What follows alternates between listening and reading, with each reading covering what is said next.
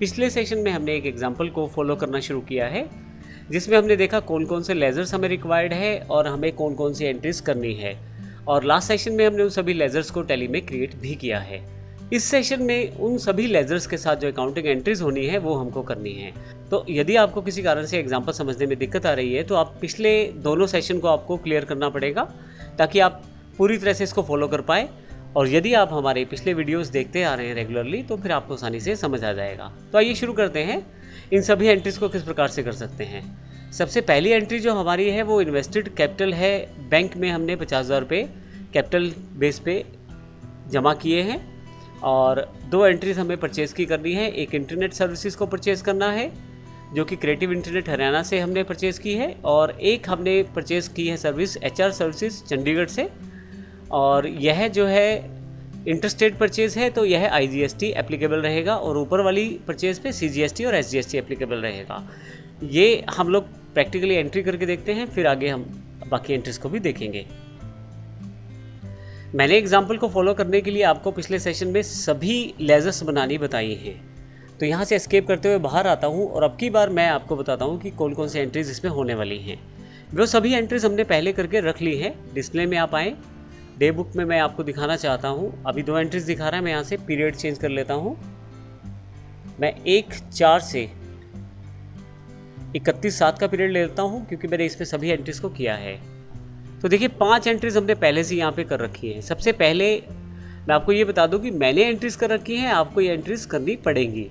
तो मैं आपको शुरू से बताने वाला हूँ एंट्रीज करनी किस तरह से है, लेकिन आपको एग्जाम्पल अगर फॉलो करना है तो इसी तरह से आपको आसानी से समझ आने वाला है और आप साथ साथ इस एंट्रीज को अपने प्रैक्टिकल एग्जाम्पल में भी करते चले जाएं तो आपको ज़्यादा क्लियर हो जाएगा।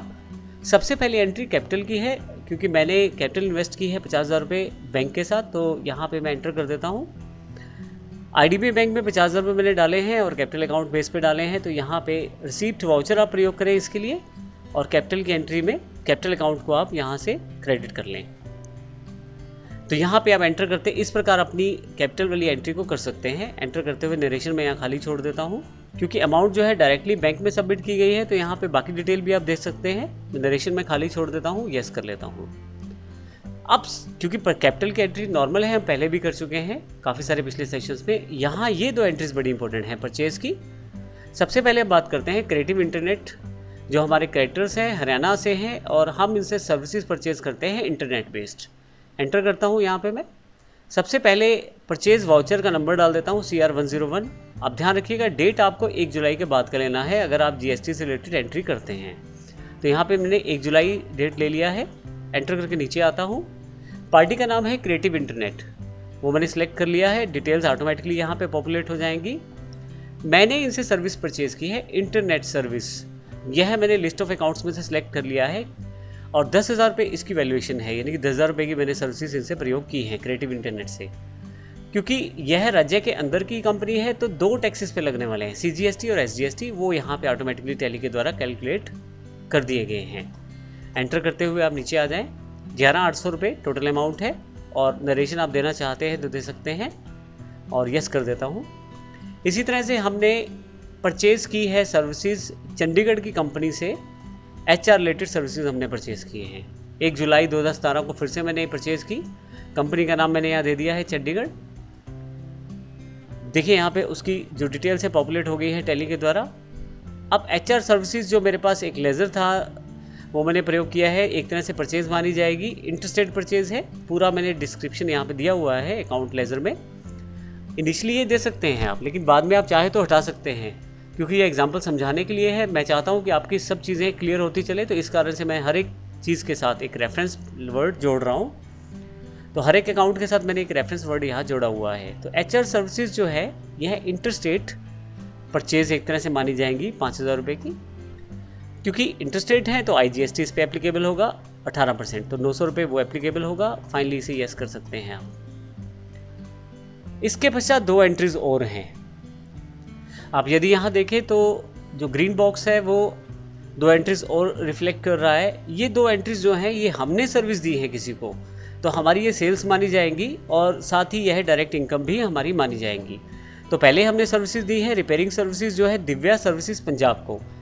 यह इंटरस्टेट सर्विसेज हमने दी है किसी को, तो इस पे लगेगा IGST। सर्विसेज का अमाउंट 15,000 रुपये है, तो 2700 रुपये उसका IGST टैक्स बैठता है 18% के हिसाब से। फिर हमने रिपेयरिंग सर्विसेज दी हैं ड्रोन सर्विसेज हरियाणा को, और इसमें क्योंकि है राज्य के अंदर है तो 18% GST में, CGST 9% और SGST 9%, 1080 और 1080। फाइनली ये 2 एंट्रीज करेंगे और फिर हम देखेंगे कि किस प्रकार से गवर्नमेंट को किस प्रकार से पे करना है हमें ये टैक्स, वो भी हम एंट्रीज देखने वाले हैं। 2160 रुपये आप देख सकते हैं कैलकुलेशन।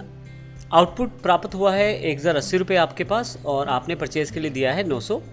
डिफरेंस जो है वो 180 रुपये है यहाँ पे। इसी तरह से आउटपुट 1080 रुपये और इनपुट जो आपने दिया है 900 रुपये, तो 180 रुपये का डिफरेंस यहाँ भी है। यहाँ इनपुट आपके पास 900 रुपये आपने दिया है परचेज पे, लेकिन जो आउटपुट प्राप्त हुआ है 2700, तो इनका जो टोटल बैठता है डिफरेंसेस जो हैं 1800, 180, 180, 2160 रुपये आपके अब लाइबिलिटी है गवर्नमेंट को जमा करवाना टैक्स, क्योंकि आपके पास सेल्स करते वक्त टैक्स ज़्यादा इकट्ठा हुआ है।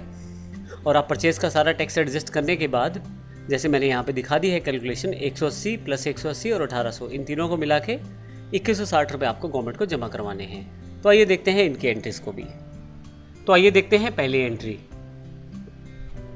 दिव्य सर्विसेज को हमने अपनी रिपेयरिंग और नेटवर्किंग सर्विसेज प्रोवाइड की हैं, और यह है क्योंकि राज्य से बाहर पंजाब की पार्टी है, तो इंटरस्टेट सर्विसेज एक तरह से हमने प्रोवाइड किए हैं।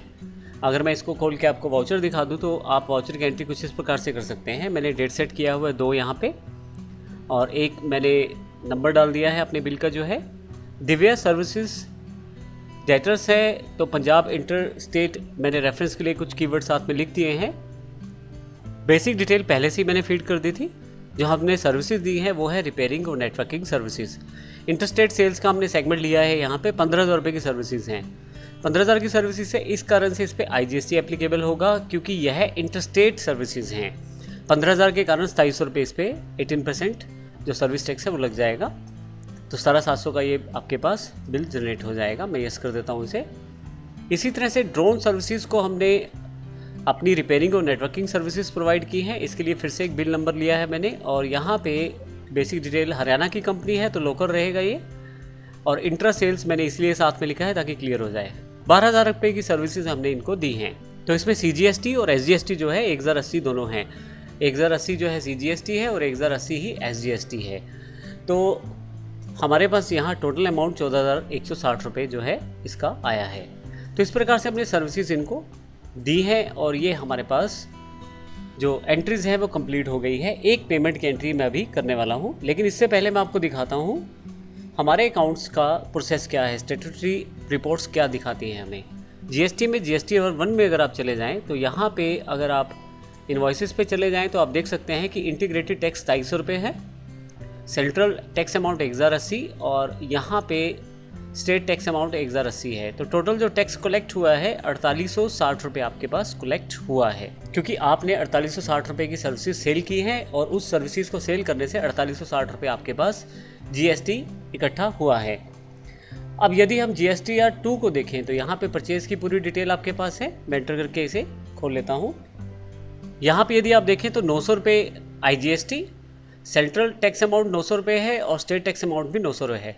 2700 रुपये जो टैक्स है हमने एक तरह से परचेज में पहले से ही पे कर दिया है, तो इस 2700 रुपये को हम इनपुट टैक्स क्रेडिट प्राप्त करेंगे। अब यदि आपको याद हो तो 4860 रुपये हमें टैक्स मिला है सेल्स करते हुए सर्विसेज को, और 2700 रुपये हमने पे किया है, तो कुल मिला के 2160 रुपये हमारे पास बैलेंस ड्यू रहता है जो हमें गवर्नमेंट को पे करना है। ये सारी जानकारी हम अपनी बैलेंस शीट से भी चेक कर सकते हैं। बैलेंस शीट पे आप आ जाएं और करंट लाइबिलिटीज़ पे यदि आप आ जाएं तो देखिए ड्यूटीज़ एंड टैक्सेस में 2160 रुपये हमारे ड्यू हैं, और यदि आप ध्यान दें तो CGST 180 रुपये, IGST 1800 रुपये और SGST 180 रुपये। यह बिल्कुल वही फिगर है जो मैंने यहाँ दिखा रखी थी, 180 और 1800 रुपये, और टोटल 2160 रुपये। तो इस तरह से आप देख सकते हैं कि आपके पास जो टोटल टैक्स ड्यू है वो 2160 रुपये है। आइए इसकी एंट्री करके देखते हैं किस प्रकार से इसको एंटर कर सकते हैं। इसके लिए हमने अकाउंटिंग वाउचर्स पे जाना है, पेमेंट पे जाना है, क्योंकि अब की बार मुझे पे करना है गवर्नमेंट को टैक्स, और स्टैट्यूटरी पेमेंट है यह है। इसके लिए मैं स्टैट्यूटरी पेमेंट का ऑप्शन सेलेक्ट कर लेता हूँ, और GST की पेमेंट है। 1 जुलाई से मुझे यह पेमेंट करनी है 31 जुलाई तक की, जो भी टैक्सेस मेरे पास कलेक्शन में आया है। टाइप ऑफ पेमेंट रेगुलर रहेगी, क्योंकि आप एक रेगुलर पेमेंट को पे करने जा रहे हैं जो ड्यू टैक्स आपके ऊपर है। तो आप देखें यहाँ हेड जो है स्टैट्यूटरी पेमेंट फॉर जीएसटी आ गया है। अकाउंट कौन सा है, मैं IDBI से पे करना चाहता हूँ तो IDBI सेलेक्ट कर लेता हूँ और यहाँ पे आप उन तीनों टैक्सेस को बारी बारी से सिलेक्ट करते हुए चले जाएँ। तो CGST 180 रुपये से डेबिट कर देता हूँ, तो आप देखेंगे अमाउंट जो है ज़ीरो हो गया है यहाँ पे। इसी तरह से SGST जो है वो ऑलरेडी 180 रुपये से क्रेडिट है, अर्थात हमारी लायबिलिटी है, तो इसको भी 180 से मैं डेबिट कर देता हूँ। और इसी तरह से IGST जो है वो अकाउंट भी सिलेक्ट करके 1800 रुपये से मैं इसको भी डेबिट कर देता हूँ। आप देखेंगे तीनों अकाउंट ज़ीरो हो गए हैं। अब मैं इसे एंटर कर देता हूँ। आप चाहे तो यहाँ फर्दर डिटेल दे सकते हैं। यस करते हुए यहाँ पे आप बता सकते हैं किस प्रकार आपने पे किया है। डेबिट कार्ड है तो कौन कौन से ऑप्शन आपने सेलेक्ट किए हैं वो सारी इन्फॉर्मेशन आप यहाँ सेव कर सकते हैं।